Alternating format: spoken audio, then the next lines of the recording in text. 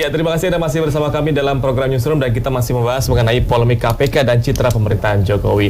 Ini Pak Haidar kayaknya udah nggak tahan mau merespon nih pernyataan dari Bang Kurnia menyatakan bahwa salah satu poin yang direvisi ialah mengenai penyadapan. Nah ini silahkan Bang, tanggapannya. Ya, penyadapan kan dalam undang-undang kan sudah diundangkan, ya. Bukan RUU lagi. Dalam undang-undang memang harus izin pengawas. Ya. Nah, saya yakinkan sekali lagi bahwa pemerintahan Pak Jokowi sangat amat luar biasa concern terhadap pemberantasan korupsi. Itu aja dulu. Nah, jadi isu-isu yang dilepaskan oleh orang-orang yang menurut saya tidak bertanggung jawab tentang pelemahan KPK itu omong kosong. Itu aja dulu. Saya tahu persis bahwa Pak Jokowi dari awal start memang ingin korupsi habis dari bumi Indonesia. Nah, sekarang mengenai penyadapan harus izin pengawas. Menurut saya itu logis-logis saja. Ya, pengawas ini berfungsi sebagai monitoring ke yang ada sekarang. Saya hanya berpikir logika aja bahwa kita tidak senang sebetulnya sebanyak orang masuk penjara juga nggak seneng gitu. Nggak seneng kita. Di Amerika itu setiap tahun itu ngabisin lokal penjara itu ditutup.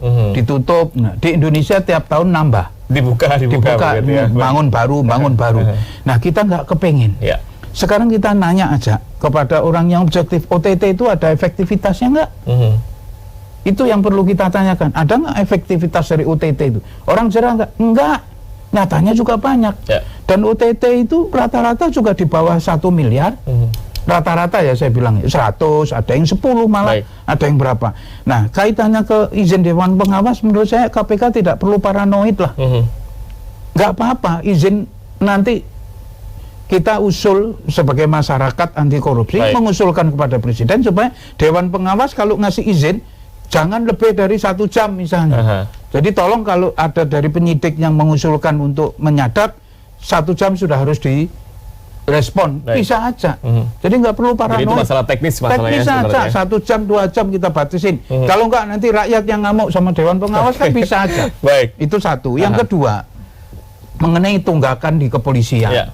Tunggakan di kepolisian, di kejaksaan itu kan tidak kenapa tidak itu yang dituju tunggakan perkara. Kalau tunggakan di kepolisian, di kejaksaan itu kan ada SP3-nya. Gitu loh. Kita bisa monitor dari SP3-nya. Kalau tunggakan ini lama banget, kita demo ke kepolisian, kejaksaan untuk segera di SP3 kan.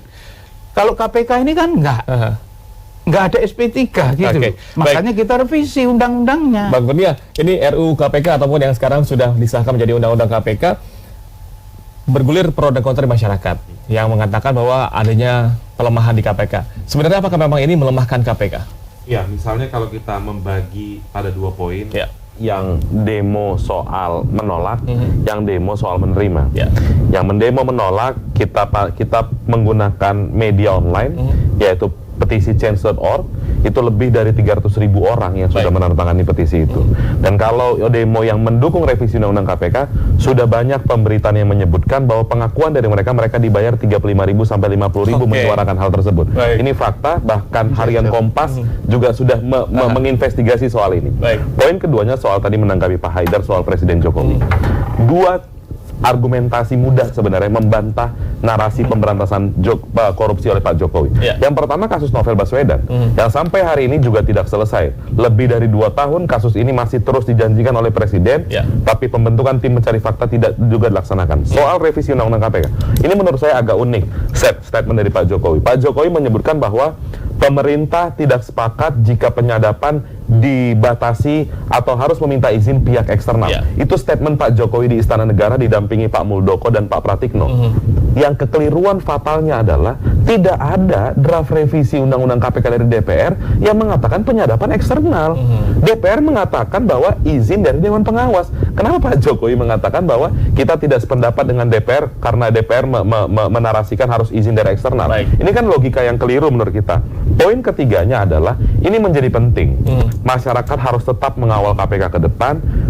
Berbagai sisi KPK dicoba diserang dalam tanda kutip oleh pemerintah dan DPR. Poin pertamanya soal misalnya seleksi pimpinan KPK yang menyisakan banyak sekali persoalan yang bisa kita bahas lebih lanjut. Ditambah lagi dengan jalur legislasi, selain revisi Undang-Undang KPK ada rancangan KUHP dan undang-undang lainnya yang dipastikan akan mengkebiri kewenangan KPK dan terlihat ketidakberpihakan dari Presiden Jokowi ataupun DPR terhadap pemberantasan korupsi. Baik, terima kasih banyak Bang Kurnia, terima kasih banyak Pak Haidar. Ini mohon maaf, kayaknya masih banyak perbincangan, tapi kita sudah harus durasi. Dan terima kasih banyak, dan pemirsa, sejumlah informasi menarik lainnya masih akan kami hadirkan, di antaranya ratusan elemen masyarakat dan pegawai KPK berunjuk rasa menolak revisi Undang-Undang KPK. Tetaplah bersama kami dalam program Newsroom.